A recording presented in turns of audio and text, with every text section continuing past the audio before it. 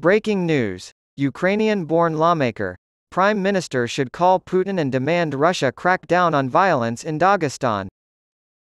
Russian political leadership's stance in the wake of Hamas's October 7 massacre of Israelis, according to Zeev Ilkin, a Ukraine-born member of Benny Gantz's National Unity Party who often served as a translator for Israeli prime ministers in talks with Russian President Vladimir Putin, is to blame for the current chaos at a Dagestan airport. He claims that what is happening today is not happenstance, despite the presence of radical Islamic groups in the region. He says a Hamas delegation was given a king's welcome by Russia's deputy foreign minister on Thursday when they visited Moscow. The Hamas delegates, he says, were told that the Russian military academies would study the success of the October 7 assault on southern Israel for years. There will always be radical Islamic groups that hear talk like that and think it is permitted to carry out attacks like the one in Dagestan, as Ilkin puts it.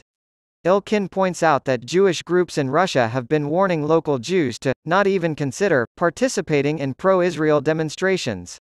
In the past, this was not the situation. Conditions back then were different.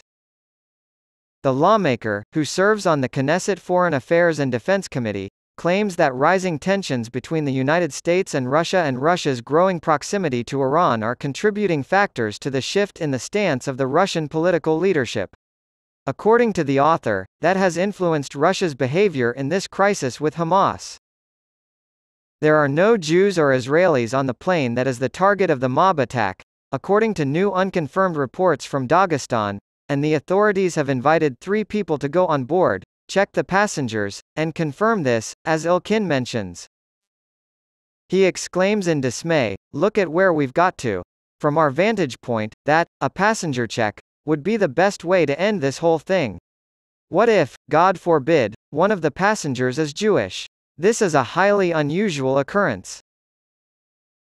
He says Netanyahu should call Putin or use other channels to demand that incidents like these be prevented from happening in the future in Russia. The Russians have the ability to deal firmly with protests of any kind if they so choose. He warns that there will be more and more incidents like this, if this is not dealt with properly. As the saying goes, Russia needs to respond firmly. He stresses Israel's responsibility to safeguard its citizens and Russian Jews. Israel must demand a harsh response from the Russian authorities and severe punishment for all participants. A hotel in the same area where Israeli war refugees were reportedly staying was the target of an attack attempt yesterday, he reports, Hebrew Link. The signs were clearly visible. Do you currently rely on the Times of Israel for reliable and up-to-date news? If this is the case, we invite you to become a part of the community at the Times of Israel. Just $6 a month will get you